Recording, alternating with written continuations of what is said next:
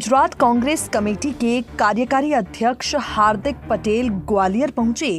ग्वालियर पहुंचकर ज्योतिरादित्य सिंधिया पर जमकर हार्दिक पटेल ने हमला बोला। हार्दिक ने कहा, सिंधिया कांग्रेस छोड़कर इसलिए गए थे कि किसानों का कर्जा माफ नहीं हो रहा था, प्रदेश में अवैध खनन हो रहा था।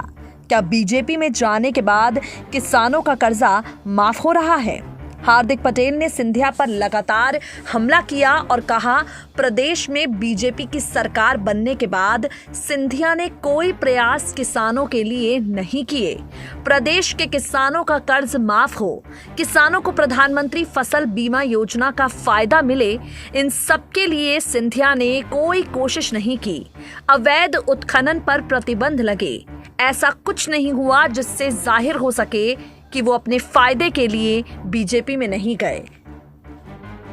हार्दिक पटेल चुटकी लेते हुए कहते हैं, जिन प्रदेशों में चुनाव होता है वहां कोरोना कम हो जाता है।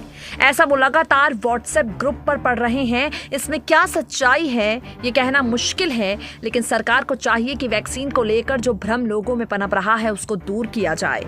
पीएम की तरफ से ममता बनर्जी पर जो टिप्पणी की गई उसे हार्दिक पटेल सही नहीं मानते। उन्होंने पीएम को इस तरह की भाषा का प्रयोग नहीं करना चाहिए, ये नसीहत दे दी।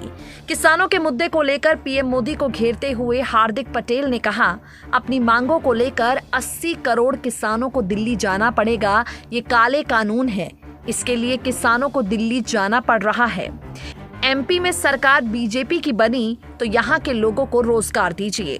ज्योतिरादित्य सिंधिया को हार्दिक पटेल ने ग्वालियर पहुंचकर वादे याद दिलाए और ये भी कहा कि अपने फायदे के लिए भारतीय जनता पार्टी में सिंधिया गए थे, किसानों के लिए बिल्कुल नहीं। SPN 9 न्यूज़ रूम की रिपोर्ट।